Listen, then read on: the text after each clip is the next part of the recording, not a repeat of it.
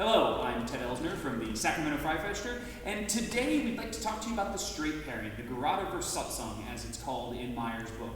Now, the Gerade Versatzung is one of those postures, it's one of those positions that shows up throughout Meyer's work, and it's very important to the understanding of his longsword, but unfortunately he doesn't talk about it there for us. In fact, he mentions it a handful of times, 3 or 4 times, but he doesn't ever tell us how to do it. We actually have to then turn to the dussac, the rapier, and the staff to get a better idea of what the posture is and how it is properly used.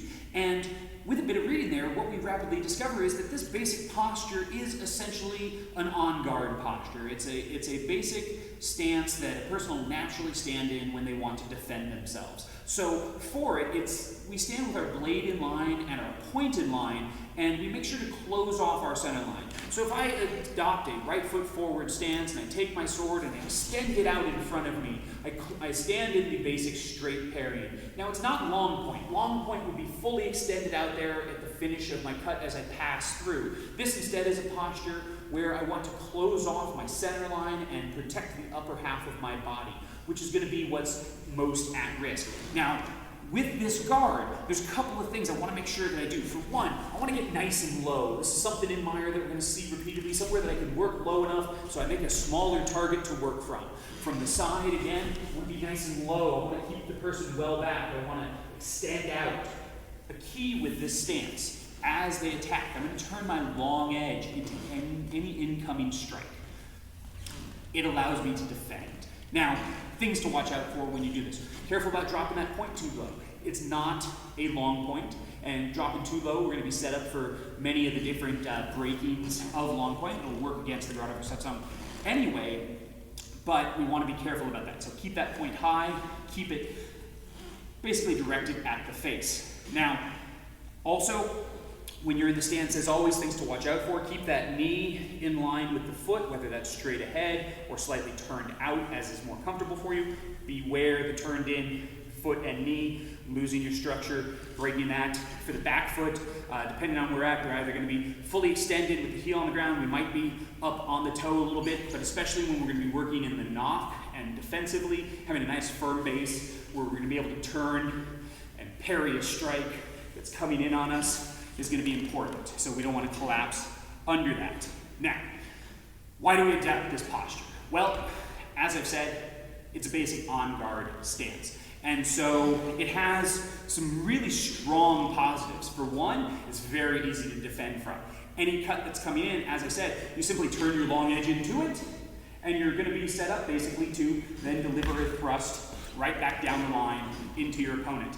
And it works very well. We see these plays actually is the very first thing that Meyer is going to teach in his rapier section, where he'll have you standing in the Gerade Versatzung, and he'll have you defend against an attack that comes into your left by simply stepping away from it with the rear leg as you turn your long edge into it, and then the moment that the blades hit, we're thrusting back forward, having stopped their attack, and now thrusting to the face. Similarly, we're going to see the same thing against an attack that comes up from below, where we'll fall on it with that blade and then thrust back. This actually brings up then one of the ways that we know that it's used with longsword as well. That exact same set of actions happens in the second and third plays from Vontag, and Meyer uses the same thing, but he uses a short edge strike to respond instead of the thrust, but they work equally well one for the other. So it's a very strong defensive posture. As a result, it works very, very well when fencing against a type 1 fencer, as Meyer refers to them, the person that's going to come in and attack aggressively from the start. You stand there, you wait for them, you defend against their cuts, and when you have the proper moment, you riposte and take them out of the game. Now, why don't we use it all the time? Well, simple. You can't attack from it. It's impossible to attack from the straight parry. By definition, you can't. Really, anything I'm going to do, if I want to thrust from it, well, I still have to gather my feet to deliver into a long point thrust. Great, I broke the straight parry in the process, so I couldn't do it. It wasn't very effective. If I want to draw up for an attack, if I were to step forward into a Vontag position to attack, great, I left the straight parry. So anytime I'm going to attempt to attack in the vor from the straight parry, I'm immediately giving it away to my opponent that something is coming. Which then explains why I don't necessarily want to draw up and attack straight from there. Maybe I draw up, No? Let's drop to a low guard and we'll start changing off in front of our opponent, something we'll talk about some other time. So if you want to start with the straight parry. It's a strong position to begin from and something that really you have to think about. We're told in all of the different German treatises to seize the vor, right? Get out there and attack first. Well, that creates a paradox. If everyone is attempting to attack first, then we have to have a strong defense, because the reality is we're going to get in there and someone is going to attack before us. No matter how much I want to attack first, so does the other guy, and if he attacks before I do and I don't know how to defend, I'm dead.